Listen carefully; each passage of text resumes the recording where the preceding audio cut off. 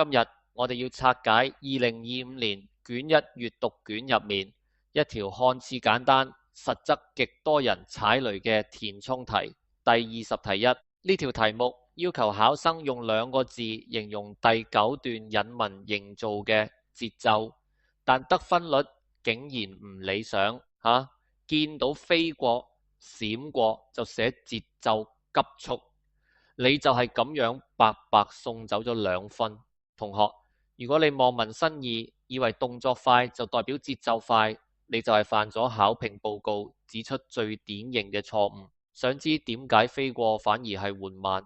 即刻睇拆解。第20題1嘅考核重點係掌握句子節奏。考評局想睇客你識唔識得辨識語言風格，透過引文嘅排比句式同短句，感受文字背後流動嘅速度，配合文意推展，結合全篇由城市緊迫走到鄉村悠閒嘅心境轉變，去判斷嗰種快動作描寫其實係想營造一種點樣嘅氛圍。要拎足呢2分，你要行呢3步。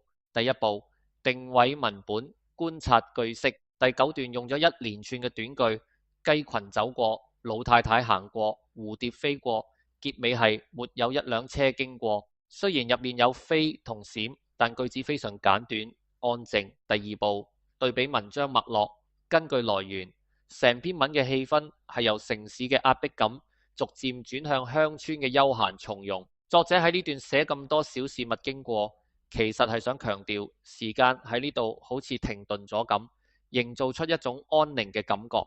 第3步，區分節奏同心境。考評報告特別提到，好多同學答咗從容、悠閒或者慢活。注意，呢啲係形容心境或態度嘅詞語，唔係形容節奏。你必須填寫直接形容聲音或速度波動嘅詞語，例如緩慢或輕柔。根據考評局嘅評分標準，正確答案必須係2字詞，滿分答案、不完備答案同埋錯誤答案如下。